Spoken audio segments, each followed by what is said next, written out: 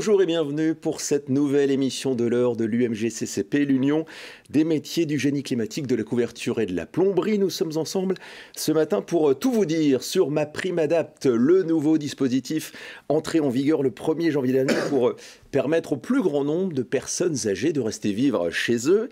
Un dispositif qui répond à un enjeu sociétal majeur quand on sait que un tiers des Français auront plus de 60 ans en 2050. À plus court terme, la décennie d'ailleurs qui s'ouvre va voir le nombre de seniors passer de 19 à plus de 21 millions. Cette transition démographique s'accompagne également du souhait de 85% des seniors de vieillir chez eux. Alors après la rénovation énergétique, vous l'aurez compris, l'adaptation du logement au vieillissement est donc l'un des grands défis qui attend le parc immobilier français. Un défi qui ouvre aussi de nouvelles perspectives pour les professionnels du bâtiment. Alors comment fonctionne finalement MaPrimeAdapt? Avec quelles ambitions? Quelles sont les opportunités de marché? Quel accompagnement pour les professionnels du bâtiment? On va vous donner les clés ce matin pour tout comprendre avec mes trois invités. Tout d'abord Serge Cunin. Bonjour Serge. Bonjour. Vous êtes vice-président de l'UMGCCP et président de la commission plomberie. À vos côtés Jean-Philippe Arnoux. Bonjour Jean-Philippe. Bonjour Nicolas. Vous êtes directeur Silver Economy et accessibilité chez Saint-Gobain Distribution Bâtiment France. Et enfin Mickaël Briquet. Soyez le bienvenu. Merci, bonjour. Vous êtes le cofondateur et directeur général de Merci Julie. On en parlera un petit peu tout à l'heure. Vous êtes aussi ergothérapeute et vice-président du Conseil national professionnel de l'ergothérapie. Bien entendu, vous qui nous suivez à distance, vous pouvez poser vos questions tout au long de l'émission aux invités via la plateforme. On y répondra tout à l'heure en fin d'émission. Adrien, ingénieur à l'UMGCCP, nous rejoindra pour se faire le relais de toutes vos questions. Mais d'ici là, on va commencer à parler de MaPrimeAdapt en contextualisant un peu ce sujet. 2 millions de chutes par an chez les plus de 65 ans, 130 000 hospitalisations, 10 000 décès. Jean-Philippe, il y avait urgence à ce que les pouvoirs publics mettent en place un dispositif qui réponde à ce constat? Oui, alors c'est un dispositif qui vient de loin, déjà de plusieurs rapports historiques d'il y a plus de 10 ans, d'autres rapports qu'ont fait la filière Silver Economy, mais surtout, on va dire, un rapport en 2019 de Luc Broussy pour, je dirais, repréciser tout ce qui pourrait être les politiques publiques sur l'adaptation, on va dire, de la ville, du logement pour les personnes âgées, donc l'adaptation de la société au vieillissement. Et d'où a été issue MaPrimeAdapt, qui était une proposition. On avait déjà travaillé en collectif concerté pour dire voilà ce qu'il faudrait effectivement pour que ce sujet de la transition démographique s'invite au cœur des enjeux du bâtiment, peut-être pas au même niveau que la transition énergétique, mais quand même prenne sa place. Et puis ce dispositif, en fait, s'inscrit, vous avez dit les chiffres, 10 000 morts, c'est les chiffres de la sécurité routière d'il y a 20-25 ans, donc dans un dispositif porté par le gouvernement depuis 2022, qui est le plan anti-chute. Alors la chute, effectivement, n'est pas juste le fait du logement, au contraire, elle est multifactorielle, ça peut être l'alimentation, ça peut être évidemment l'activité physique, intellectuelle, mais quand même, bon, effectivement, plus on vieillit, par exemple, plus on reste chez soi, on demeure chez soi, on y a ses activités, donc il faut que cet environnement soit sécurisé. Donc du coup, l'adaptation du logement est un des 5 piliers de ce plan anti-chute, porté par le ministère de la Santé. Et puis une dernière chose, on le verra à la fin, mais c'est vrai que ce rapport de Luc Broussy était un rapport vraiment interministériel, et à l'époque a été porté par 3 ministres, ministère de la Santé, ministère du Logement et ministère de l'Aménagement des Territoires, parce que c'est vraiment un sujet transversal. Et donc aujourd'hui, chaque brique, je dirais, donc effectivement les industriels, les distributeurs, les assistants maîtrise d'ouvrage, devra prendre sa part pour avoir ce regard holistique, je dirais, sur les besoins de la société demain. Alors, en quoi le dispositif est plus pertinent que les aides qui existaient déjà via Action Logement pour tout ce qui touche aux travaux liés au maintien à domicile? Alors déjà, bon, si on parle rapidement d'Action Logement, on va dire c'était un ballon d'essai pas forcément bien maîtrisé, mais bon, qui a déjà montré le succès d'un dispositif où quand on dit on va aider, les gens massivement se tournent vers ça. Maintenant, il était très partiel puisque l'adaptation du logement ne peut pas se résumer à la salle de bain, loin de là. C'est une des briques, on sait qu'une bonne partie des aides vont là, mais il n'y a pas que. Parfois, un escalier ou un couloir peuvent être plus dangereux qu'une baignoire, tout du moins un certain temps.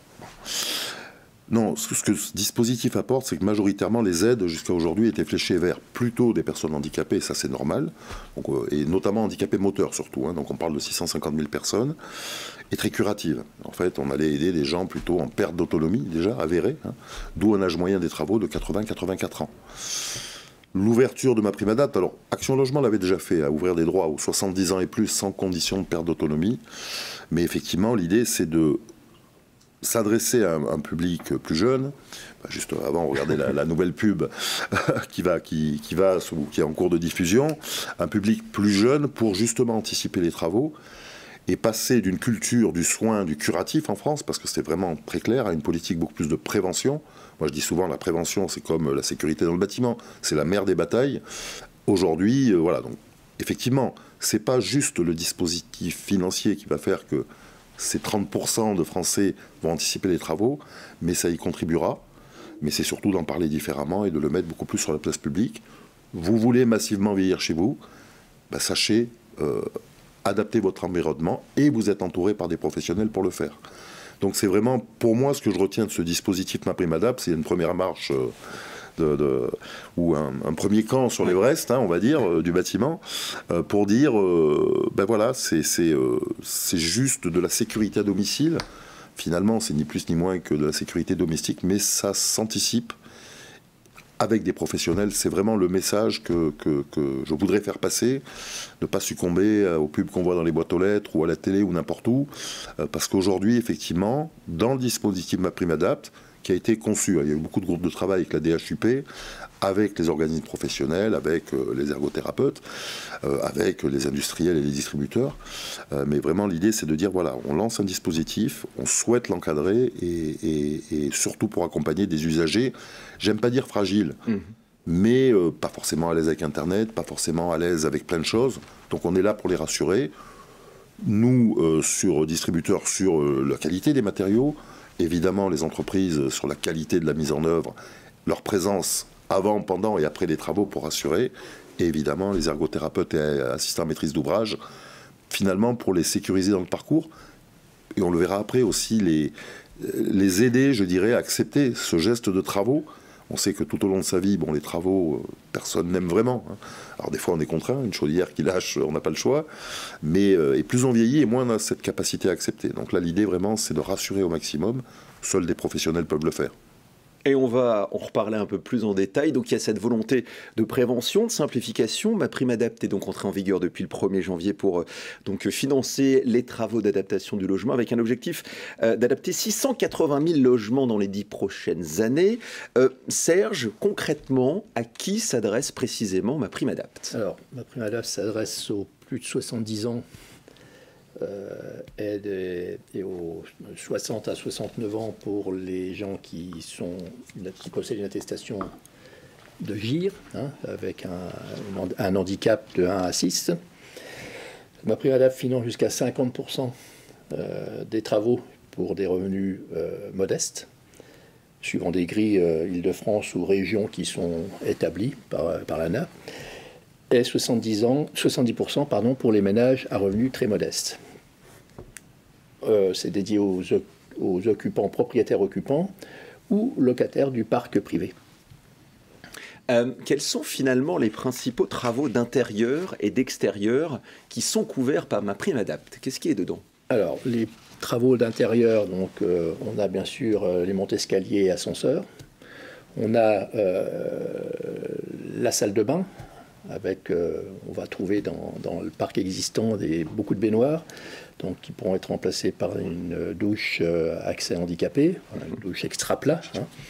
Les WC, les toilettes, donc remplacer les toilettes, les adapter donc en mettant des toilettes handicapées, peut-être décloisonner les WC qui sont cloisonnés pour avoir que les aidants qui viennent accompagner les personnes puissent avoir accès, puisque vous savez, dans un WC de 70 ou 80 de large, c'est très compliqué à accompagner une personne avec handicap mobile. On va avoir la cuisine avec les accès donc, aux tables de travail. On va avoir tout ce qui est éclairage automatique, tout ce qui est on appelle ça domotique, enfin c'est peut-être un grand mot, mais bon, détecteur de lumière, détecteur positionnement des prises, enfin il peut y avoir un certain nombre de choses. Et puis sur les extérieurs, donc on va avoir donc tout ce qui est rampe d'accès, tout ce qui est éclairage pareil d'accès aux portes d'entrée. Voilà, bon, essentiellement les travaux qui peuvent être accompagnés par MaPrimeAdapt. On va parler du processus à suivre maintenant. On a vu les personnes concernées, les principaux travaux intérieurs et extérieurs. Concrètement, quel est le processus à suivre pour MaPrimeAdapt, qu'on comprenne bien? Alors, bon, MaPrimeAdapt, on a un parcours, ce qu'on appelle un parcours pas à pas. Donc on va pouvoir aller chercher l'information sur France Rénov', mais on va aussi avoir beaucoup d'informations qui vont être données par la publicité sur la télévision, dans les réseaux sociaux, etc. On va vérifier l'éligibilité de l'usager, et c'est là que le professionnel peut déjà intervenir pour accompagner ses clients, qu'il connaît bien. On va, une fois si l'éligibilité est vérifiée, on va bien sûr créer un dossier en ligne. Et là, pareil, l'installateur, le professionnel, je pense, enfin moi je conseille que le professionnel accompagne ses clients dès le début de l'opération. On va l'orienter vers un assistant de maîtrise d'ouvrage, enfin en tout cas, une fois que l'inscription sera faite en ligne, il y aura une liste d'AMO, d'assistants de maîtrise d'ouvrage, qui sera donnée à ce client. Donc l'assistant de maîtrise d'ouvrage viendra faire l'étude des améliorations possibles de son habitat. Cet AMO sera rémunéré par l'ANA. À partir de là, le client réalisera des devis. Donc, si le professionnel est à l'origine, bien sûr, il sera bien placé pour établir ses devis. Ce qu'il faut, c'est que le professionnel ait une vue d'ensemble de ses travaux. C'est ce qui est très important, ce qui va changer un petit peu l'approche d'une entreprise artisanale ou une petite entreprise. C'est toujours la difficulté, c'est dire je reste dans mon propre métier, mais là il va falloir un peu s'ouvrir à différents métiers avec peut-être de la sous-traitance ou former ses compagnons pour faire des petits travaux d'amélioration, qu'ils soient de lumière, qu'ils soient de carrelage, qu'ils soient de décloisonnement, etc. On va déposer donc ce devis, ce dossier, cette demande de subvention. Cette demande va être étudiée par l'ANA. Il faudra surtout attendre l'accord de cette subvention avant de démarrer quoi que ce soit. C'est ça qui est important. Une fois qu'on aura l'accord, on va réaliser les travaux. Alors, on parlera peut-être plus tard des problèmes de financement, comment la problématique de financement sera abordée. Et puis, il y aura une réception des travaux et une vérification de leur conformité, avec ou sans l'AMO, en fonction des choix que l'on va faire sur la mission de l'AMO. On déposera le dossier de demande du solde, puisqu'il est possibilité d'avoir des acomptes, des avances et des acomptes auprès de l'ANA. Et puis, donc, on fera une réception de la subvention qui s'y arrivera par virement bancaire. Alors là, c'est un processus qu'il faut, oui, effectivement, qu'il faut bien comprendre. Intégrer, tout à fait. Il faut bien comprendre en tant que professionnel il ne s'agit pas d'attendre d'être à la position du devis, mais il faut être vraiment à l'origine de l'opération. On connaît bien nos clients. Nos clients nous font confiance. Il faut donc leur parler de cette PrimeAdapt. Il faut leur dire qu'on est prêt à les accompagner, qu'on sait les accompagner dans le montage. Voilà, c'est ça qui est important pour capter ce marché futur. On reviendra justement sur le potentiel économique de ce marché. Donc un vrai accompagnement au-delà de sa capacité technique à réaliser effectivement ce qui est demandé. Et donc la grande nouveauté, vous en parliez, c'est l'accompagnement obligatoire par un AMO. Alors Mickaël, on va en parler avec vous puisque chez Merci Julie, c'est une prérogative que vous avez.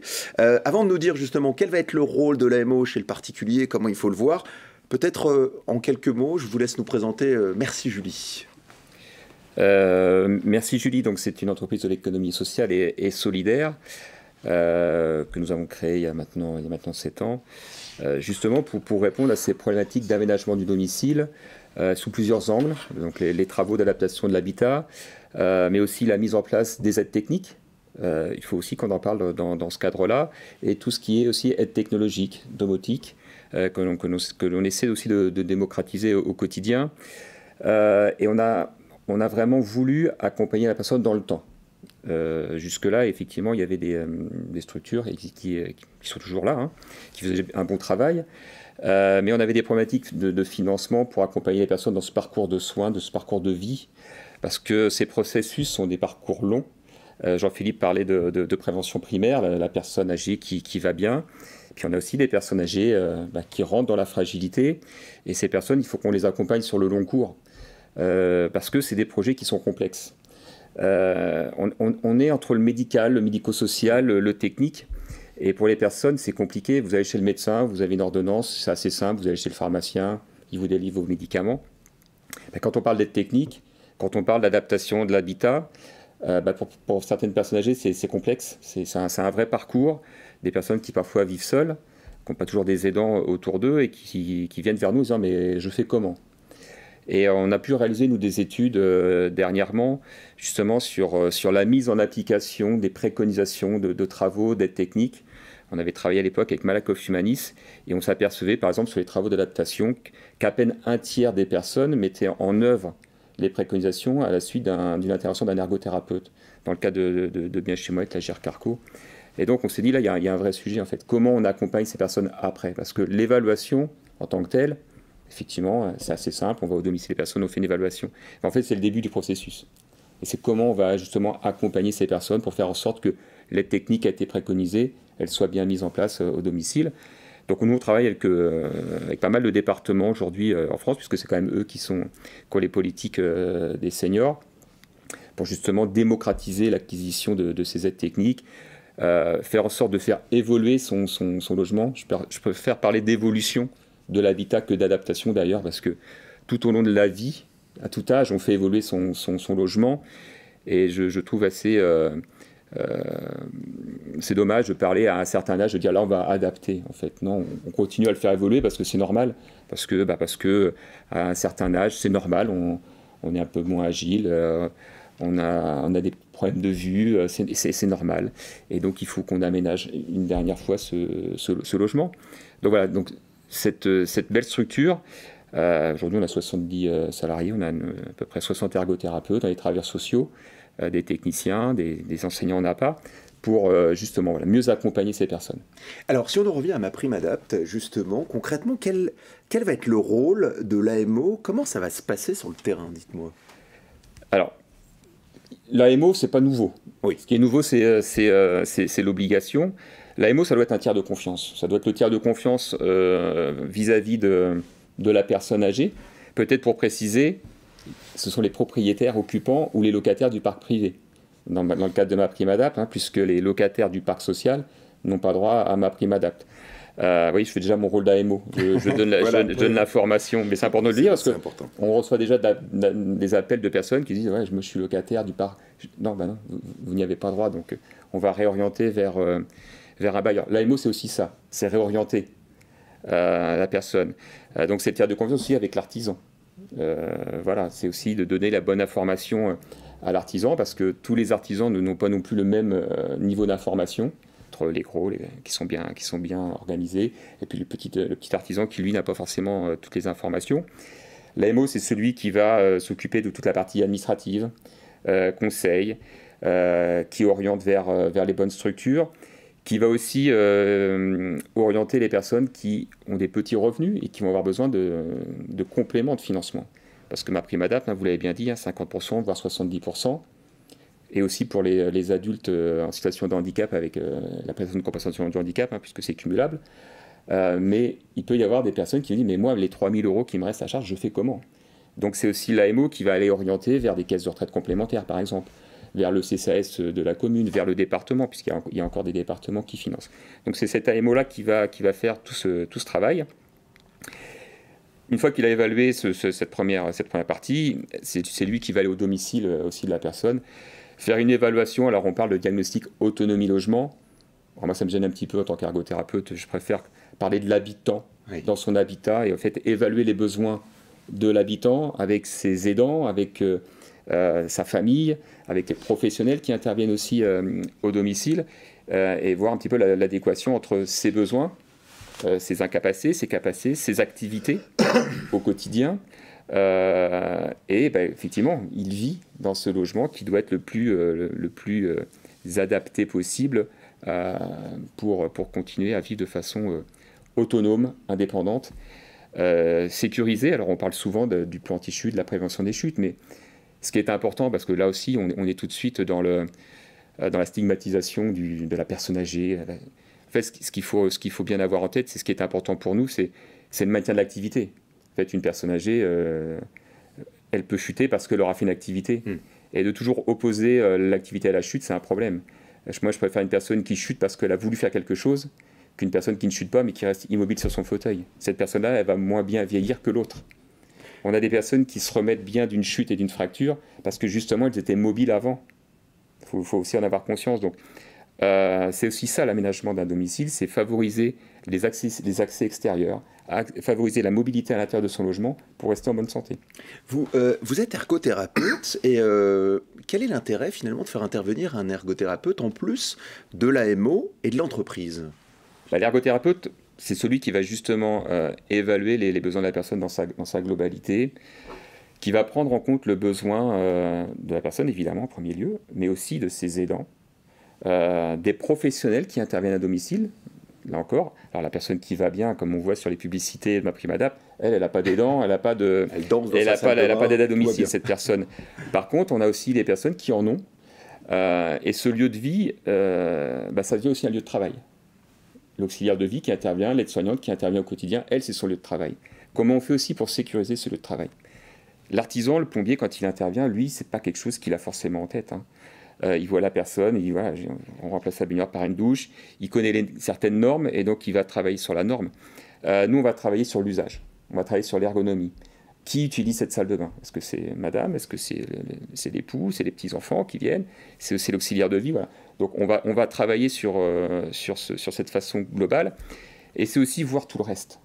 Parce que voilà, là encore, on voit la communication qui est faite, salle de bain, monte-escalier. C'est pas que ça, enfin, les besoins des seniors, ils sont pas que là, ils sont sur la chambre à coucher, ils sont sur la cuisine, sur les accès extérieurs, quand je vais dans ma cave, quand je vais au sous-sol, etc. Je veux continuer à vivre comme avant. Et en fait, on va nous intervenir sur l'ensemble du logement et des extérieurs. Et donc, quand vous avez un artisan qui va venir, qui est spécialisé dans son domaine, eh ben, il va avoir une orientation et un regard très précis. Nous, on va élargir ce regard pour aller proposer aux personnes, préconiser d'autres aménagements, des aides techniques, un peu de domotique, au-delà du besoin primaire, par exemple, qui était la salle de bain ou le siège monte-escalier. Jean-Philippe, avant de vous faire réagir justement sur ce rôle de l'AMO, dernière question pour vous, Mickaël. Finalement, quel bénéfice une entreprise, elle peut tirer de l'intervention d'un ergothérapeute ? Alors déjà, les deux vont tirer un bénéfice, parce que l'ergothérapeute, il a aussi besoin du technicien, du professionnel pour acquérir aussi des connaissances bâties, des connaissances techniques, parce que on ne peut pas toujours tout faire dans un bâtiment, ou quoi qu'on peut tout faire, mais à des prix énormes. Et ensuite, l'entreprise va aussi bénéficier de la compétence de l'ergo sur la partie ergonomie, ou comment j'installe mon siège. Encore une fois, on se focalise un peu sur la salle de bain, mais l'idée aussi, c'est quand l'ergothérapeute il intervient, il va faire d'autres préconisations. Je donne l'exemple assez simple, hein, on en parlait. Je viens pour une salle de bain parce que l'artisan m'a interpellé. Derrière, je vais préconiser une main courante sur les marches extérieures. Je vais mettre un système d'éclairage automatique dans le couloir pour que la personne, la nuit, elle aille aux toilettes ou à son réfrigérateur, de façon sécure, mettre une main courante dans le couloir. Donc, on ajoute des préconisations et la personne, elle a besoin de son artisan derrière qui va poser les préconisations. Et l'ergothérapeute sans l'artisan, il n'est rien en fait. Hein. Parce que je peux faire des préconisations, mais si personne ne les pose, les installe, je ne sers à rien. Alors, on a vu qu'il y a tout intérêt justement à cette intervention d'un ergothérapeute. L'accompagnement, il est obligatoire par un AMO dans le dispositif MaPrimeAdapt, mais est-il obligatoire par un ergothérapeute ? Il n'est pas obligatoire. D'accord. Non, ça, faut être clair. Hein. Il doit y avoir un arbre décisionnel qui nous manque, hein, clairement. On avait demandé, nous, avec la profession, puisqu'on intervenait dans les différents groupes de travail, voilà, il va y avoir la problématique de la chute, la problématique de l'hospitalisation, de la perte d'autonomie, et le sujet aussi des aidants à domicile. Voilà. Donc, a priori, on ne sait pas encore dans combien de temps, mais ça devrait arriver.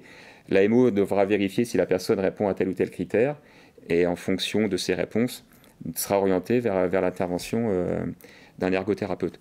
Moi, dans ma structure, voilà, on a fait le choix que ce soit des ergothérapeutes qui interviennent, parce qu'on a estimé que de toute façon, dans ma prime Adapt, il y aura un technicien qui viendra faire un devis. Donc il y a déjà le regard du professionnel du bâtiment. Donc évitons les doublons. On n'est déjà pas assez nombreux tous ensemble pour répondre à toutes les demandes. Donc ayons 2 professionnels différents qui interviennent, qui vont se compléter pour que les personnes aient le maximum d'informations complémentaires. Jean-Philippe, je reviens sur cette présence donc obligatoire d'un AMO. Finalement, est-ce qu'il faut le voir comme la personne sur qui le particulier va s'appuyer, permettant ainsi finalement à l'entreprise de rester sur son cœur de métier? Ah oui, tout à fait. Alors, quand on a créé MaPrimeAdapt, tout de suite, il y avait déjà l'accompagnateur Rénov qui était en cours de réflexion. On s'est dit, là, on va partir tout de suite avec un accompagnateur de l'usager, justement pour éviter des dérives potentielles. Alors oui, le particulier aura ce tiers de confiance que décrivait Mickaël, pour avoir un regard extérieur, parce que évidemment, quand on vit depuis des années dans son logement, il y a des choses qu'on ne voit pas, où on compense naturellement. Donc on parlait de la rampe d'escalier, de l'éclairage automatique, on n'y pense pas parce que toute sa vie on a vécu sans, mais on ne sait pas que ça peut devenir dangereux. Donc ça c'est bien. C'est aussi un soutien pour l'entreprise. Ce que je dis souvent moi quand j'interviens avec des entreprises, parce que on leur explique par exemple comment installer une douche plutôt adaptée pour des seniors avec les aidants, en disant voilà, peut-être mettre la robinetterie à tel endroit, donc ce qui nécessite des travaux. Et puis des fois, il y a des particuliers qui disent non, mais c'est trop cher, vous la laissez là où elle est. L'AMO va être un appui pour l'entreprise pour expliquer aux particuliers, de lui dire, il y a une bonne raison pour que la robinetterie soit là, donc c'est pas fromage ou dessert, comme je dis souvent, c'est vous acceptez ce qu'a dit l'entreprise. Donc il y a un vrai dialogue entre l'entreprise et l'AMO pour, je dirais, effectivement, aussi aider le particulier à franchir le pas de certains travaux. Je vais plus loin, dans la description de l'AMO, ils ont ce rôle d'évaluation du logement qu'on a voulu plus large que la simple autonomie. Alors évidemment, ils portent sur l'autonomie à domicile, mais également avoir un petit regard quand même aussi sur l'énergie. Parce qu'on peut avoir la plus belle salle de bain du monde ou le plus beau monte-escalier du monde dans un logement où il fait 4 degrés l'hiver, on n'a pas apporté, je dirais, de solution. Alors, évidemment, l'AMO n'est pas un expert, je dirais aujourd'hui, énergéticien, mais il y a des choses qu'on peut visuellement repérer, comme la sécurité électrique. Donc, ce qui ouvre en fait aujourd'hui, pareil, des opportunités pour d'autres entreprises. Donc, Serge parlait tout à l'heure de sous-traitance, de co-traitance, mais de travailler, je dirais, pas en meute, ça serait un peu violent, mais de travailler groupé, partout où on pourra, je dirais, améliorer le confort de la personne et valoriser le bien, il faudra le faire. Une chose que je n'ai pas précisée au début, c'est qu'effectivement, on a également prévu que MaPrimeRénov' soit cumulable avec MaPrimeAdapt. Donc, ce qui fait qu'effectivement, si on s'aperçoit qu'il y a du simple vitrage, qu'il n'y a pas de thermostat et qu'il y a des vieux coucous de convecteurs électriques, dans le rapport, le rôle de l'AMO, c'est de dire qu'est-ce qui est prioritaire en termes de sécurité, de signaler jusqu'à l'insalubrité, je dirais, les besoins du logement, donc de sorte de pouvoir mobiliser un peu plus large, quoi. On va parler des impacts économiques maintenant qui se posent avec MaPrimeAdapt. Juste avant, je vous rappelle que vous pouvez nous envoyer toutes vos questions à Mickaël, Jean-Philippe, Serge par rapport au débat de ce matin. N'hésitez pas, on s'en fera l'écho. Adrien, ingénieur à l'UMG-CCP, s'en fera l'écho tout à l'heure en direct sur le plateau. On tentera de prendre un maximum de questions. Mais d'ici là, donc revenons à ces impacts économiques. Une étude du cabinet EY a cherché à estimer l'impact économique de la politique d'adaptation des logements en faveur des seniors.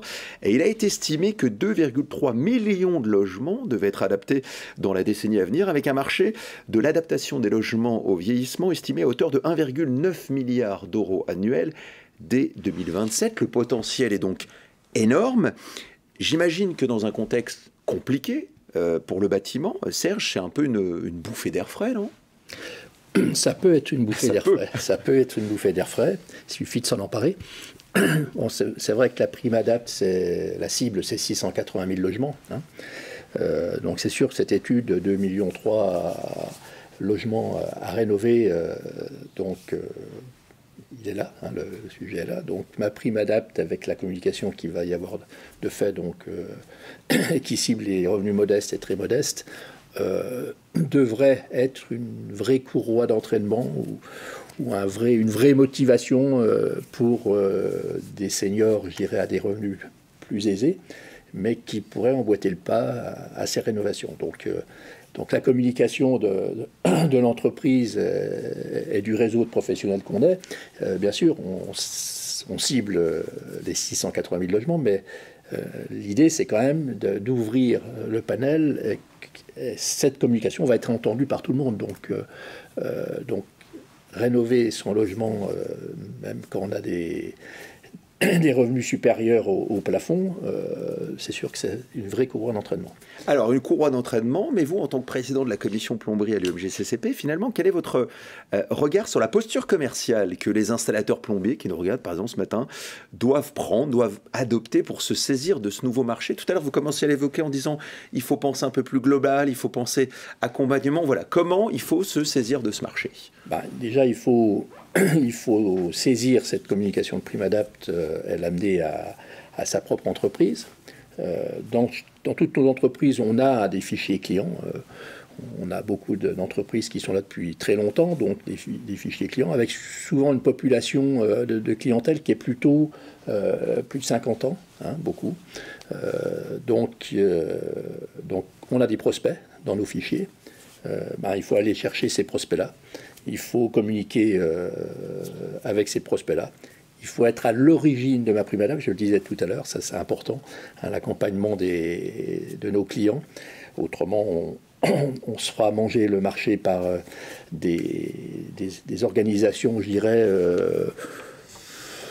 exotiques. Exotiques, voilà. Tu les appelles. Ils voient le marché subventionné, ça se structure. Voilà. Et puis qui vont, bien sûr, qui vont oublier le professionnalisme, qui vont essayer de faire ça au plus vite et le plus cher possible, mais sans pour autant répondre aux besoins de nos clients. Donc il faut s'emparer de ce marché-là, il faut être en amont. Ça c'est clair. Il va falloir adapter nos différents métiers. C'est clair que dans une maison de 80 mètres carrés, la salle de bain, elle fait entre 4 et 6 mètres carrés. Plus, en général, il y a le WC à côté. Je veux dire, c'est un tout petit espace. Et faire intervenir plusieurs entreprises différentes dans ce petit espace, c'est toujours très, très compliqué. Donc, il va falloir former nos compagnons à faire, bien sûr, notre cœur de métier, mais aussi des petits ouvrages pour pouvoir adapter ces salles de bain. Je pense que ça. Et puis, une fois qu'on va être chez le client, comme tu le disais, il n'y a pas que l'adaptation de la mobilité. Il y a aussi la climatisation dans la pièce principale de la maison. Il peut y avoir les lumières automatiques. Enfin, je veux dire, il y a un certain nombre de petits travaux, mais qui rentreront peut-être pas dans MaPrimeAdapt, mais qui pourront peut-être rentrer dans d'autres aides. Donc un vrai marché, avec une vraie courroie d'entraînement, donc avec un marché très étendu. Il faut se spécialiser, il faut surtout communiquer. Et aller vite. Aller vite pour que ce ne soit pas accaparé par ces entreprises exotiques dont vous parliez. En termes d'accompagnement, maintenant, qu'est-ce qui est prévu pour permettre aux professionnels de se saisir de ce nouveau marché en termes de formation et autres? Alors, donc au niveau de l'AFFB, on a mis en place un label ProAdapt avec une formation à la clé qui est une formation en e-learning, donc formation à distance sur Internet. 5 modules d'1 heure chacun. On peut les faire une heure par une heure. On organise ça comme on veut dans les créneaux. Un 6e module qui est plutôt un module de documentation, avec un guide technique qui a été élaboré, qui est très très bien fait, qui reprend à peu près toutes les possibilités d'adaptation. Et puis donc au bout de ce parcours de formation, bien sûr un autocontrôle de 20 questions et qui permettra d'obtenir le label ProAdapt. L'idée de la profession, c'est qu'on ait des labels de la profession reconnus avec un grand nombre d'entreprises qui possèdent ce label pour qu'on ait un vrai référencement dans la profession pour que on soit, je dirais, orienté, ciblé vers ces entreprises avec label. Et ce parcours, donc, il est 100% FFB, réservé aux adhérents, et gratuit. C'est bien ça. Pour la FFB, pour la FFB donc, c'est gratuite. D'accord. Et c'est réservé aux adhérents, et c'est complètement gratuite. Et c'est une formation, je pense que, parce que nos adhérents se plaignaient toujours de ces formations où il fallait aller passer 3 jours, etc., qui prennent beaucoup de temps. Là, c'est un nouveau modèle, on verra comment il est apprécié, mais c'est un nouveau modèle de formation, et je pense qu'il va être très, très apprécié de nos adhérents. Jean-Philippe, vous, en tant qu'industriel, comment se matérialise votre accompagnement, justement, pour saisir de ce nouveau marché? Sur quel axe vous travaillez? Alors, on travaille sur notre axe, je dirais, nos gènes, qui est l'accompagnement des entreprises. On n'est pas juste des vendeurs de matériaux. On est dans la proximité tous les jours à travers nos technico-commerciaux, voilà, et puis nos points de vente physiques. Donc, alors on travaille à la production d'outils, je dirais, pour faciliter le quotidien de l'artisan. C'est des catalogues, alors de plus en plus hybrides, où on ouvre le champ, où ce catalogue qui est un outil de communication pour le particulier. Je prends le catalogue envie de salle de bain, habitat confort, c'est un outil de travail pour le pro parce qu'il y a beaucoup de schémas, notamment qu'on a travaillé avec des professions comme les ergots, enfin voilà, où il y a beaucoup d'informations et sur lesquelles souvent on passe très vite. Donc là, on leur explique que tout est dedans. On a également des outils, on a travaillé, je l'ai présenté pas plus tard que la semaine dernière, l'UMGCP, sur des plaquettes commerciales à destination des entreprises avec alors, des prix indicatifs qui ne restent que très indicatifs, mais justement pour que l'entreprise montre tout son savoir-faire. Dans la salle de bain, là en l'occurrence, et les toilettes, on parlait de toilettes japonais, on a mis en avant 2 toilettes japonais, parce qu'effectivement, ce n'est pas qu'un luxe, c'est une nécessité d'estime de soi quand on a besoin de quelqu'un pour... voilà, bon. Donc aujourd'hui, tout ce qu'on pourra faire pour aider le professionnel, on le fera. Également un outil 3D qu'on a chez Ambi de salle de bain, qui n'est pas juste à destination du particulier, mais qui est très intuitif. On va cliquer sur des photos produits et puis ça va aménager la salle de bain. Donc tout ça c'est fait. Mais surtout, ce qu'on est en train de faire là, pour embrayer ce que tu disais Serge, c'est communiquer à nos entreprises. On parlait de portefeuille client, donc nous on a à peu près dans toutes les enseignes de Saint-Gobain 500 000 entreprises sur cette nécessité d'aller se labelliser, on le verra un peu plus tard, parce que effectivement ces professionnels, en dehors d'avoir une montée en compétences, doivent être reconnus du plus grand nombre. Les familles, les aidants. Hein. Tout à l'heure on parlait effectivement que les clients ont 50 ans et plus, quand on a 50 ans, c'est mon cas aujourd'hui, on est aidant. Donc peut-être que le besoin il n'est pas pour soi, mais il est pour un proche. Bon.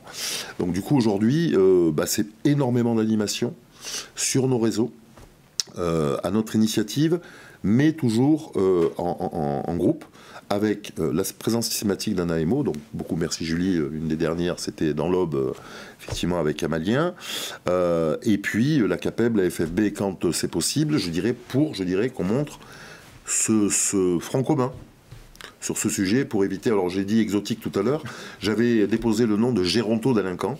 Hein. Il y a les éco-délinquants, là c'est les délinquants des vieux, mais qui seraient vraiment un cancer au lancement du dispositif. C'est notre regard commun, celui de l'AMO qui est auprès de la personne, de l'artisan qui voit de la concurrence et des pratiques douteuses, puis nous, distributeurs, de sécuriser ce dispositif. Allez, d'ici une petite vingtaine de minutes, on va répondre à vos questions directes sur ce plateau, mais avant, on va quand même balayer quelques sujets qui peuvent interpeller sur ce dispositif, MaPrimeAdapt.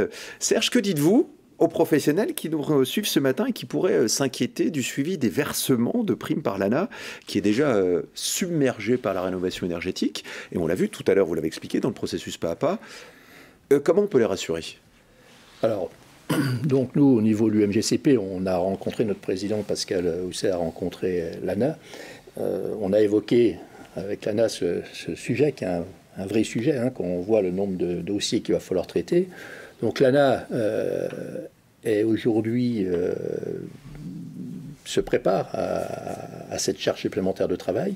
Donc ils sont très très conscients, donc ils recrutent, ils se mettent en ordre de marche pour pouvoir répondre à cette charge, à ce nombre de dossiers qui devraient déferler, je pense, dans les prochaines semaines. Et donc, on espère que ces dossiers ne seront pas des points bloquants à ce développement de MaPrimeAdapt. Bon, nous, à l'UMGCP, bien sûr, on va veiller à ce que à ce que tout ça se passe bien et on alertera des problématiques, on fera remonter les problématiques du terrain. Mais bon, l'enjeu est important. Donc, bon, on espère que l'ANA sera à la hauteur. Sera au rendez-vous. MaPrimeAdapt s'adresse aussi à des personnes à de faibles revenus. Jean-Philippe, comment arriver à gérer les avances de trésorerie que le dispositif implique ? Alors, juste une précision par rapport à ce qu'on disait, le potentiel de MaPrimeAdapt. Oui. Quand on prend les très modestes et les modestes, c'est 60% de la population déjà. Si on rajoute les revenus, donc on ne parle pas de rien, hein, parce qu'on parle du revenu net fiscal, donc c'est la retraite. Maintenant, beaucoup, si je prends les modestes, ont quand même, je dirais aujourd'hui, parfois un petit pécule qui permettrait de financer notamment l'avance de trésorerie ou tout parti, et ça se décide avec l'AMO. Hein. Alors, effectivement, il y a des cas de personnes très modestes où le reste à charge entamerait trop ce qu'on appelle le reste à vivre, c'est-à-dire qu'effectivement, là, aujourd'hui, il faudra trouver des solutions.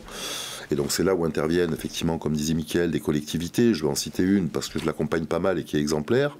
La métropole d'Amiens, aujourd'hui, a décidé qu'il ne devrait pas y avoir plus de 10% de reste à charge. Donc ils vont abonder jusqu'à 2400 € de prime sur MaPrimeAdapt, hein, par personne éligible, avec des capacités de mobilisation financière plus rapides. Donc en fait, c'est vraiment aussi dans ce lien entre l'AMO et l'entreprise qui est déterminant pour voir effectivement comment, je dirais, trouver le meilleur compromis entre l'intérêt de l'usager et l'intérêt de l'entreprise, parce qu'effectivement, la trésorerie, c'est le nerf de la guerre. Hein. Donc voilà, alors après, on en échangeait juste avant. C'est vrai que nous, on a porté MaPrimeFacile, par exemple, pour l'énergie.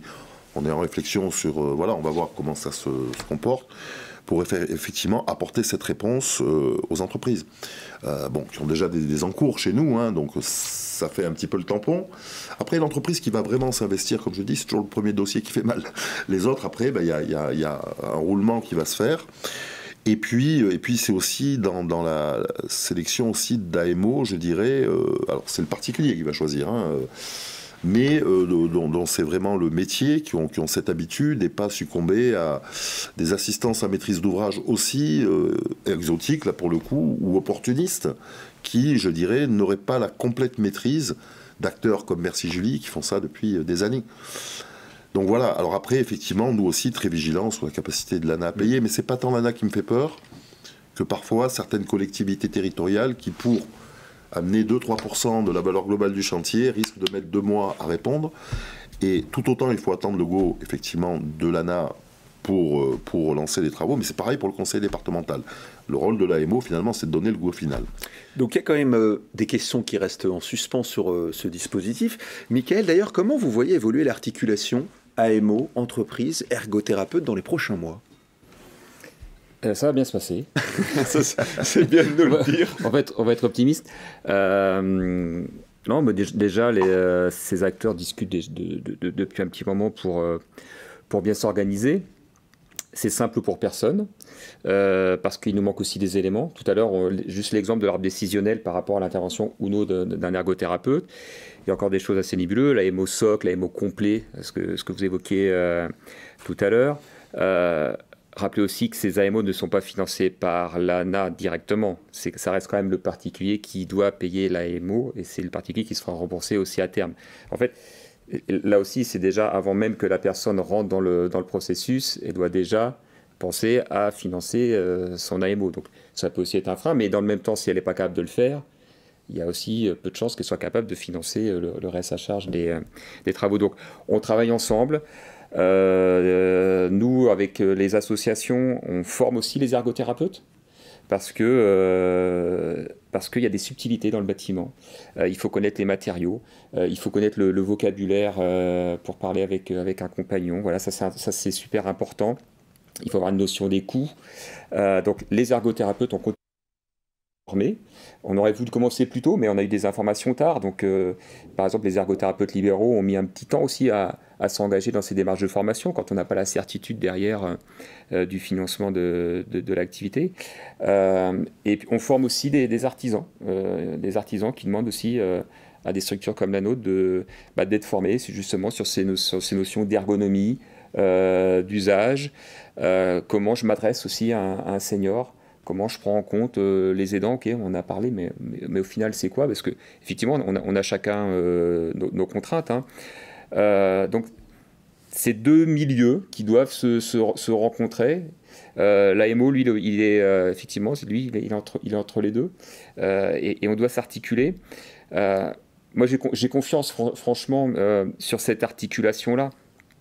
Maintenant, on a aussi besoin, parce qu'on parle de ces acteurs-là, mais on a aussi besoin de délégations départementales, ANA, qui soient aussi efficaces. Donc, moi, j'ai pas de doute en leur volonté de bien faire les choses, mais effectivement, il faut aussi structurer, parce qu'il va y avoir beaucoup de dossiers. Nous, on a déjà déposé des dossiers, on n'a pas de date de commission de financement, vous voyez. Donc, on a déjà des personnes qui vont dire, mais mon dossier, il en est où? L'artisan va dire, mon dossier, il en est où? L'AMO, il a fait son taf. L'AMO, le dossier, il est déposé. Maintenant, s'il y a 1 mois, 2 mois, comme tu disais Jean-Philippe, si le CCAS, il met... là, c'est plus l'AMO qui est responsable de ce dossier. Donc voilà, il faut que chacun aussi apprenne les contraintes de l'autre. Il faut que le parti, il apprenne aussi que c'est pas l'AMO qui décide de la date de la commission à l'ANA. Les espaces Conseil France Rénovation doivent aussi être accompagnés, parce que c'est aussi une des portes d'entrée. Aujourd'hui, elles sont spécialisées sur les économies d'énergie. Il faut aussi les accompagner, les former à ce vocabulaire aussi sur l'autonomie, sur la fragilité, comment aussi je dois conseiller les particuliers. Donc, il faut que tout le monde se forme. Il faut que tout le monde, on parle souvent d'interdisciplinarité. Alors, c'est un beau mot, quoi, mais il faut apprendre à travailler tous ensemble, comprendre les contraintes des uns et des autres pour que chacun, dans son rôle, soit efficace. Que l'ergothérapeute ne remette pas forcément toujours en cause le travail du plombier, et que le plombier ne remette pas en cause les préconisations de l'ergo. Il faut qu'ils s'appellent.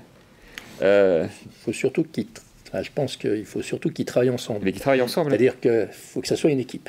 Exactement. Parce que si c'est pas une équipe, je veux dire que c'est un métier. Faire de la mobilité dans l'habitat, c'est un vrai métier. Il y a plein de subtilités que l'entrepreneur ne connaît pas ou mal. Donc l'ergothérapeute ou l'AMO, bien sûr, il connaît peut-être pas tous les produits, etc. Donc il faut que ça soit un vrai tandem. Et la réussite pour les entreprises, c'est qu'elles se mettent en tandem, qu'elles se mettent en équipe avec un AMO de leur secteur, qui soit ergothérapeute, qui soit très spécialisé, qui connaisse bien ce sujet. Je pense que la vraie réussite, c'est comme ça qu'on va la faire. Et justement, on va en parler avec Jean-Philippe. C'est qu'on a le sentiment que MaPrimeAdapt', quand on vous entend parler, c'est un vrai écosystème à la croisée de plusieurs chemins, monde du bâtiment, techniciens, secteur médico-social, administratif. Est-ce que tout l'enjeu, c'est pas faire le lien entre ces différents mondes? Il est là, l'enjeu de MaPrimeAdapt', Jean-Philippe? Bien sûr que l'enjeu, il est absolument là. Alors je pense qu'on va afficher effectivement que j'avais fait pour poser effectivement ce lien de MaPrimeAdapt', où sur la droite, en fait, on voit le monde du bâtiment. Si je prends MaPrimeRénov', on est contracteur du bâtiment quelque part. Là où, comme le disait Michael, par exemple, tout ce qui était gestion en fait et des problématiques autour du vieillissement, c'est le conseil départemental. Vers qui on se tourne aujourd'hui quand on a des questions à poser? Souvent, c'est vers son maire dans un village ou vers un CCAS. Une personne est hospitalisée, il y a un médecin coordinateur, il y a peut-être un ergothérapeute déjà. Et tout cet univers médico-social est quelque part prescripteur de travaux. Là où peut-être le monde du bâtiment n'entendait pas ces appels ou n'anticipait suffisamment pas, notamment les formations, on en a reparlé, mais effectivement avoir des notions via ProAdapt' d'adaptation va faciliter la communication. Donc pour moi, là où la rénovation du logement a toujours été perçue sous l'angle de la construction neuve, évidemment, qui est en souffrance, et de la rénovation énergétique, on rajoute cette dimension avec, je dirais, le médico-social dans lequel j'intègre les familles, qui sont en recherche aujourd'hui de conseils, d'accompagnement, de professionnels, mais voilà. Moi, je prends souvent l'exemple, la personne âgée, son plombier, en qui elle avait confiance, est peut-être partie à la retraite il y a 5 ans. Elle n'en a pas eu besoin 5 ans. Quand elle en a besoin, elle ne sait pas qui chercher. Et bien là, qu'elle se retourne vers les organismes professionnels pour trouver les labellisés. Et puis, j'ai volontairement décalé l'AMO. Donc il y a les assistants à maîtrise d'ouvrage technique qu'on connaît dans le monde du bâtiment. Là, j'ai bien mis AMO autonomie, presque au milieu, avec ou sans ergothérapeute obligatoire, mais voilà, au cœur de l'écosystème, parce que effectivement, le sujet de MaPrimeAdapt' n'est pas seulement de la technique, c'est bien une compréhension, je dirais technico-socio-médicale, parfois, je dirais, et donc on ne peut pas juste considérer l'accompagnement comme juste de l'administration de dossiers pour toucher des aides. Non, il faut avoir une compréhension. Soit que parmi les choses à définir, moi, ce que j'attends là des prochains travaux le plus rapidement possible, c'est quelles, je dirais, compétences en autonomie on attend des AMO. Et c'est comme ça qu'on sera beaucoup plus efficace entre des prescripteurs, pouvoir public, famille, ergothérapeutes, hôpitaux, et puis nous qui allons recevoir les demandes pour le faire de la façon le plus efficace possible. Juste sur l'enjeu économique, je me permets de rajouter quand même quelque chose. On a parlé des très modestes et des modestes. 60% de la population. Juste quand même signaler qu'il reste pour les revenus intermédiaires, donc les classes moyennes, un crédit d'impôt de 25% qui a été prolongé de 2 ans par Bercy, mais qui a été prolongé, donc on dit merci, mais dans des conditions où il s'adresse qu'à des classes moyennes en perte d'autonomie. Donc on espère que rapidement ce crédit d'impôt, je dirais, évoluera et aura les mêmes conditions d'éligibilité que MaPrimeAdapt'. Bon, il a été décidé au dernier moment après la loi de finances, donc en butée de la loi de finances. Et si on rajoute modeste, très modeste et classe moyenne, donc qui elles auront droit à 25%, on touche 90% de la population. Donc la boucle sera bouclée, plus que disait Cherche tout à l'heure, effectivement.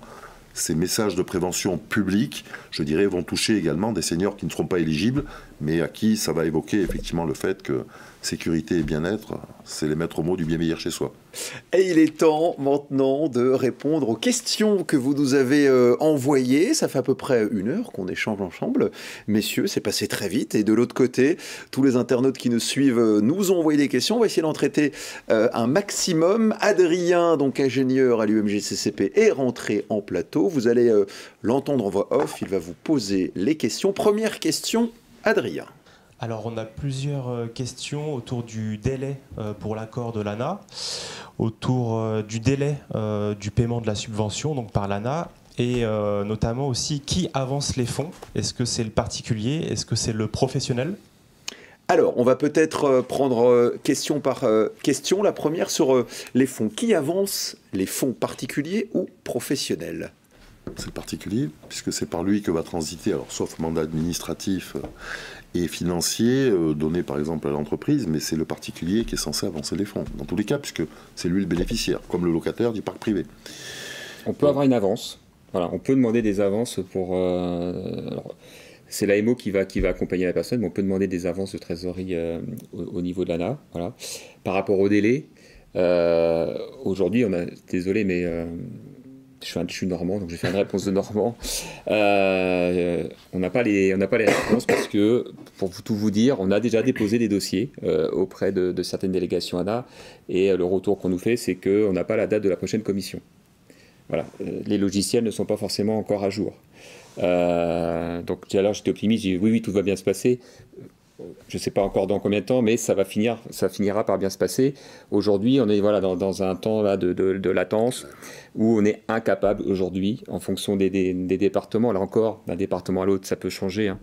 Y a des dates qu'on n'a toujours pas aujourd'hui. Alors, juste une chose quand même. Savoir si le particulier est éligible, c'est très simple. Puisqu'aujourd'hui, s'il a 70 ans et qu'il est dans les grilles de ressources, il est éligible. Donc on est certain qu'il y aura une subvention. Pas comme avant où il fallait attendre parfois une évaluation de la perte d'autonomie et ça on ne savait pas trop. Bon. Donc ça va déjà réduire les délais. Maintenant, comme dit Mickaël, effectivement il faut que ça se rôde parce qu'effectivement derrière il va y avoir de la demande. Et je réinsiste, bon, il y a les commissions de financement de l'ANA, donc là, une fois que ça sera rodé, je pense que ça sera assez rapide. Restent aussi les acteurs de territoire qu'il va falloir effectivement expliquer qu'ils ne doivent pas ralentir un dossier pour l'usager et pour l'entreprise. Alors, ça, c'était sur la question des fonds. Adrien, quel autre sujet interpelle ou interroge ce matin? Donc après, là, c'est autour de l'AMO. Donc on a des questions qui peut devenir AMO? Est-ce que cela nécessite des qualifications particulières? Et quelle est la demande? Comment faire la demande d'agrément pour devenir AMO? La demande, elle se fait au niveau des délégations départementales de l'ANA. Il y a un dossier effectivement à compléter. Et donc, il faut faire la preuve des compétences en interne. Effectivement, Jean-Philippe évoquait quelles compétences on doit avoir au sein d'un AMO autonomie. C'est un vrai beau sujet. Alors des structures comme la nôtre ou d'autres, c'est des compétences avec techniciens. Par exemple, nous, on a un compagnon plombier dans l'équipe, travailleurs sociaux et ergo. Voilà, donc il n'y a pas forcément besoin d'un ergothérapeute. Il faut le redire quand même, dans le cadre de l'AMO en tout cas. Mais voilà, il y a quand même besoin d'avoir des compétences minimales pour déposer une demande d'agrément au niveau de la délégation de l'ANA. Oui, parce que peut-être que la question sous-jacente de ces personnes, c'est se dire, ok, l'accompagnement obligatoire par un AMO dans le dispositif MaPrimeAdapt', je suis d'accord en tant qu'entreprise, mais est-ce que je vais être sûr de ne pas me retrouver face à un accompagnateur exotique? Voilà, c'est peut-être ça qui... Oui, précisons qu'une entreprise ne peut pas être AMO en même temps. On ne peut pas être jugé parti. Ça doit être jugé parti. Voilà, il faut être indépendant. Jean-Philippe. J'insiste sur le fait que là, pour le coup, l'ANA va scruter, je dirais, effectivement, les montages qu'on a pu voir dans l'énergie de façon, je dirais, très précise. Parce que, bon, effectivement, on peut avoir vite tendance à vouloir être juge, parti, voilà. Donc, bon, avec les moyens qu'on aura, enfin, je dis on parce que la filière Silver Economy est lourdement impliquée dans le processus, ainsi que l'AFPAP, on en parlait tout à l'heure, qui est une association qui regroupe beaucoup d'AMO et qui contribue beaucoup aux travaux publics. Je dirais aujourd'hui, on va être particulièrement vigilant. Autre sujet, Adrien, troisième thème où il y a des questions. Autour de l'entreprise, donc est-ce qu'il y a une qualification ou un label nécessaire pour l'entreprise ? Je peux prendre la réponse. Quand on a créé le dispositif, on a entendu les entreprises qui ne voulaient pas de nouveau RGE. Par contre, le souhait, c'est vraiment, donc très clairement, pas d'obligation. N'importe quel plombier peut faire bénéficier de MaPrimeAdapt'. Maintenant, je reviens sur le schéma que je présentais tout à l'heure. Besoin quand même d'être reconnu de professionnels qui ne sont pas de notre sérail. Et donc la meilleure façon, au-delà, je dis, de compétences en autonomie, de se mettre en avant, c'est à travers un label. Donc ProAdapt', pour résumer. Aujourd'hui, l'État a accepté de ne pas promouvoir un nouveau RGE, accepte aussi qu'il y ait un répertoire national de toutes les entreprises formées en France qui soit poussé vers ces acteurs publics, conseils départementaux, quand on aura une couverture territoriale, je dirais, suffisante, ce qui n'est pas le cas aujourd'hui. Bon.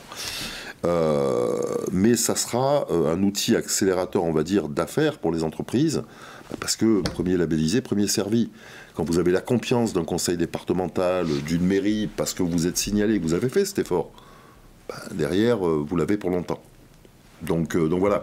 Donc, comme je dis souvent, pas obligatoire dans le dispositif, mais lourdement recommandé dans les faits, mais plus sur la partie gauche de ce que je présentais, ces acteurs publics, sociaux, administratifs et les familles qui nous le demandent tous les jours. Donc, engagez-vous, formez-vous, et surtout, voilà, dans le modèle ProAdapt', qui est moi qui ai vu quelques modules, et surtout le calepin bâtiment qu'a produit Jean-Charles Dubélé, on va le citer, je dirais aujourd'hui, voilà, il y a plein de schémas, enfin voilà, ça va rassurer aussi pour les années à venir sur l'assise des connaissances, et voilà, c'est quoi, 5-6 heures de son temps, morcelable en plus, pour avoir ce label et avoir finalement cette prime. Demain, quand ce répertoire sera poussé par les espaces conseils France Rénov' et l'ANA, autant dire ça n'aura pas de prix, donc voilà. Donc n'hésitez pas, par contre c'est maintenant. C'est dès que c'est lancé, il faut y aller, parce que, je dirais aujourd'hui, c'est comme ça qu'on va assurer le dispositif. Adrien, est-ce qu'il y a un autre sujet qui interpelle ce matin ? De nouveau autour de l'AMO, est-ce qu'il y a un cahier des charges qui impose les compétences d'un AMO ? Et est-ce qu'il y a une liste d'AMO de disponibles, par exemple aussi par département ? Est-ce qu'il y a une liste d'AMO ? Alors, sur liste d'AMO, oui, il y a des listes d'AMO et il faut se renseigner auprès de son espace conseil France Rénov' pour avoir la liste complète des AMO. Là encore, ça se met à jour. La semaine dernière, il y avait encore des ECFR qui n'étaient pas au courant de tous les AMO. Donc voilà, ça se met en place. Et la première sur les compétences, c'est ça ? Exactement. Oui. Quelles compétences en fait, oui. Quelles compétences ? Oui, on parlait avec Jean-Philippe, avec l'AFPAP, on veut travailler justement sur un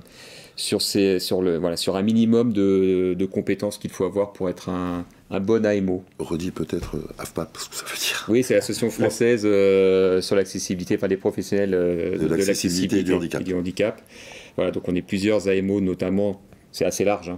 Et donc on se réunit prochainement pour travailler sur des recommandations de bonnes pratiques parce qu'effectivement, pareil, on attendait la valise de l'AMO dans le cadre de MaPrimeAdapt avec l'ANA. On ne l'a pas encore. On a quelques outils, mais peut-être pas encore suffisants. Donc on s'organise nous aussi au sein de l'AFPA pour proposer des choses un peu plus concrètes. Oui. Y a-t-il encore derrière des sujets qui interrogent celles et ceux qui nous ont suivis ce matin? Oui, alors ça arrive, ça arrive. Donc comment éviter que les plateformes en ligne s'approprient ce marché? Ah, ça c'est une excellente question.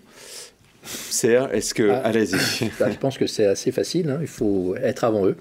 Donc ça veut dire qu'il faut promouvoir au sein de son entreprise, auprès de ses clients et le plus large possible sur son territoire. Il faut promouvoir la MaPrimeAdapt et dire que son entreprise est formée pour pouvoir assurer le processus de MaPrimeAdapt. Ce que vous disiez tout à l'heure, s'accaparer le marché maintenant, tout de suite, immédiatement. Mais aujourd'hui, je veux dire, l'ancrage territorial des entreprises devrait faire que si elles s'en emparent maintenant, ça ne se dilue pas ailleurs. Parce qu'effectivement, dans le petit village, dans la ville moyenne ou la petite ville, je dirais, l'entreprise, elle a pignon sur rue, elle est connue. Donc pareil, si ils connaissent, moi souvent je dis, est-ce que vous connaissez quelqu'un à la mairie, au CCAS? Formez-vous, dites-leur que vous êtes formé, et comme ça, tout de suite, l'écosystème local sera fait.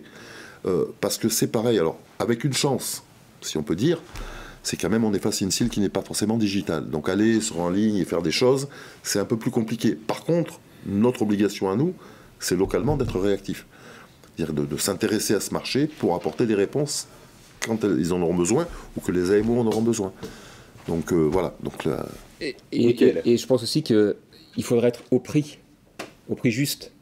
On voit déjà des devis, bizarrement, qui ont déjà augmenté depuis quelques semaines. Bon, voilà. Et je pense que l'artisan qui sera au juste prix, celui-là, il aura la confiance du propriétaire qui voudra réaliser ses travaux. Enfin, et de l'AMO surtout aussi. Et de l'AMO, alors même si de toute façon, à la fin, c'est quand même le propriétaire qui choisit l'artisan avec lequel il travaille. Et c'est pour ça, je pense que la confiance de l'artisan avec le propriétaire, c'est ce qu'il y a de plus important.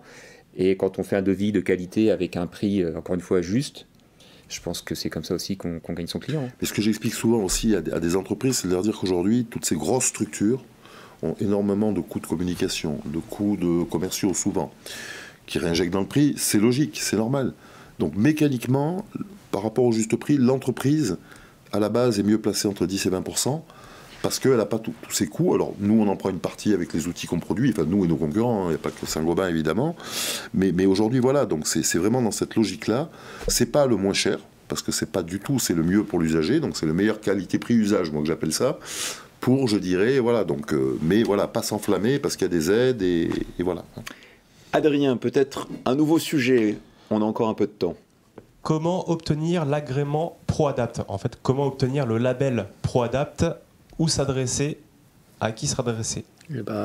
Serge, la réponse est plus simple. Donc, il faut s'arrêter dans son département à sa fédération FFB départementale, à la FFB départementale, au BTP 54 ou 88 pour moi qui suis dans Lorraine.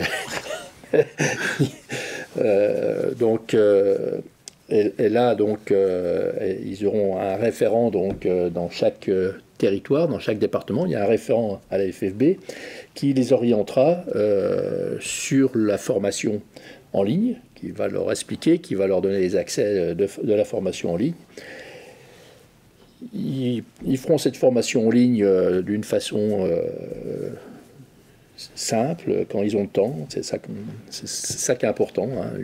1 heure tous les soirs, enfin, en tout cas le plus rapidement possible, ça on l'a dit aussi, hein. Et puis un questionnaire, 70% des réponses bonnes, et ils auront le label ProAdapt. Donc voilà, on ne peut plus simple. Il faut un peu s'investir dans son temps, mais on ne peut plus simple. Et ce qui est important, c'est justement avoir ce label ProAdapt pour alimenter cette liste d'entrepreneurs référencés, communiquer auprès des services sociaux du département, de la ville, sa formation et son intention de faire MaPrimeAdapt. Et puis aussi prendre du lien avec les AMO, c'est-à-dire bien essayer de travailler avec un ou plusieurs AMO, bien les connaître, mais surtout la visite de l'AMO sur le site chez le client est indispensable. C'est-à-dire on ne peut pas avoir un AMO qui fait ça par téléphone. Hein, donc, il y a l'obligation de se déplacer. Hein. Oui, mais on sait quand même, dans les faits, on sait quand même... Ça, c'est les exotiques. Hein, au téléphone, c'est les exotiques. Allez, nous reste... Je peux me permettre de compléter ce que dit Serge. Pour illustrer cette démarche, nous, par exemple, chez CDO, on a un outil qui s'appelle CDO Boost avec Place de la Calife, où on héberge effectivement le lien vers les FFB locales. Pour que les entreprises puissent s'inscrire, automatiquement, c'est envoyé à la FFB locale, qui va revenir vers les entreprises. Toute entreprise qui s'inscrit sur Place de la Calife chez CDO, donc, alors après, voilà, parmi nos clients, se verra rembourser un bon d'achat de 300 € pour contribuer aux frais de cotisation et de formation de la FFB. Mais vraiment, l'idée, voilà, c'est d'accélérer le plus vite possible, d'ici juin. Mettons-nous une date pour que ce groupe de labellisés ProAdapt grossisse très vite. On approche du terme de cette émission, mais il nous reste tout petit peu de temps, quelques minutes pour prendre encore une nouvelle question, Adrien. Alors, donc nouvelle question, comment la compétence des AMO en matière de faisabilité technique, donc par exemple concernant une douche sans ressaut, est-elle appréciée lors de leur demande d'agrément AMO ? C'est très précis. Là. Très précis. Là, on arrive à un niveau de question, on rentre dans le détail. Mickaël, qu'est-ce que vous pouvez dire ? Je vais parler pour ce que je connais des dossiers que nous, on a montés pour avoir l'agrément. On a démontré qu'on avait au sein de l'équipe un technicien, en plus un plombier, tu parlais tout à l'heure d'Amélien. Donc on a des compétences techniques en interne qui effectivement sont censées connaître les problématiques techniques de plomberie. Mais encore une fois, on se concentre sur la plomberie, mais oui. MaPrimeLab, c'est aussi d'autres sujets. Tout à l'heure, on parlait des sièges monte-escalier. On doit aussi savoir quelle est la largeur minimum d'un escalier pour pouvoir mettre un siège monte-escalier. On peut parler de la domotique, parce qu'il faut aussi se former en domotique. On parlait des ouvertures de portails pour que les personnes puissent sortir de chez elles plus facilement. Voilà, donc c'est assez vaste. Donc effectivement, il faut qu'on ait en interne des personnes formées sur ces sujets-là. Donc nous on les forme, hein, donc on a des ergothérapeutes qui ont une double compétence, qu'on forme sur les sujets bâtis. En interne, on a une hotline avec le technicien qu'on peut déranger. On fait même des fois des visios en direct avec le technicien. On lui fait voir la plomberie, les évacuations, on prend des photos, on lui fait voir, il donne un avis. Et donc on essaie aussi d'utiliser les outils technologiques qui sont utiles, oui, pour ça. C'est tout l'enjeu, effectivement, mais ça sera aussi tout l'enjeu de la communication. C'est ce qu'on fait aujourd'hui déjà sur le terrain, de communication entre des industriels et distributeurs qui mettent en place des solutions techniques, des personnes qui vont découvrir des innovations techniques et ainsi de suite, et puis des entreprises qui vont les installer. Et puis j'insiste, mais c'est quand même au service d'agrément de l'ANA de bien vérifier aussi qu'il y ait ça. Parce qu'aujourd'hui, je dis, AMO, c'est pas juste de gérer un dossier administratif. Il y a des compétences autonomie, alors des compétences techniques, on ne va pas demander qu'il y ait des plombiers ou des domoticiens, mais qu'au moins il y ait un référent technique dans les équipes. Ce qui n'est pas le cas aujourd'hui dans certains AMO qu'on voit arriver sur le marché. Et on va prendre la dernière question de cette émission avant de vous laisser. Dernière question, Adrien. Alors, un peu technique aussi. Travaillez-vous les uns et les autres avec des architectes d'intérieur spécialisés et ou professionnels de l'organisation intérieure, par exemple du style Home Organizer? Alors nous en tant qu'AMO, oui, on fait, on a dans l'équipe des archis d'intérieur, oui, concrètement. Voilà, on fait aussi appel à leurs compétences, ça arrive. Oui, nous aussi, régulièrement, on a des archis d'intérieur labellisés, spécialisés, qui ont un peu plus qui ont une double compétence, c'est la vision évidemment de l'ergonomie du logement, et qui amène ce petit plus quand même important de déco, de bien-être, et pas seulement de compensation d'un handicap ou d'une perte d'autonomie, parce que c'est capital d'aborder aussi ce sujet comme un sujet lambda. Moi je dis souvent aux professionnels, commencez par faire choisir le revêtement mural, le carrelage, les panneaux muraux, c'est l'élément décoratif qui fera passer tout le reste. Donc très important aussi d'avoir ce regard, pourquoi pas, alors on ne va pas mettre en plus l'ergothérapeute, un archi d'intérieur, mais qu'on ait tous conscience que c'est un acte impliquant mais c'est un projet aussi de vie, de bien-être, et le design fait partie du bien-être. Merci. Serge, peut-être voulait ajouter encore quelque chose. Oui, en parlant d'architecte intérieur, il faut savoir qu'en général, les entreprises travaillent régulièrement, souvent avec les mêmes architectes, mais qui souvent n'ont souvent pas la compétence de la mobilité réduite dans les appartements. Donc, c'est la difficulté, on peut avoir un bon designer, on peut avoir un très bon décorateur. Simplement, l'accessibilité, la mobilité dans un logement, enfin, pour moi, c'est un métier.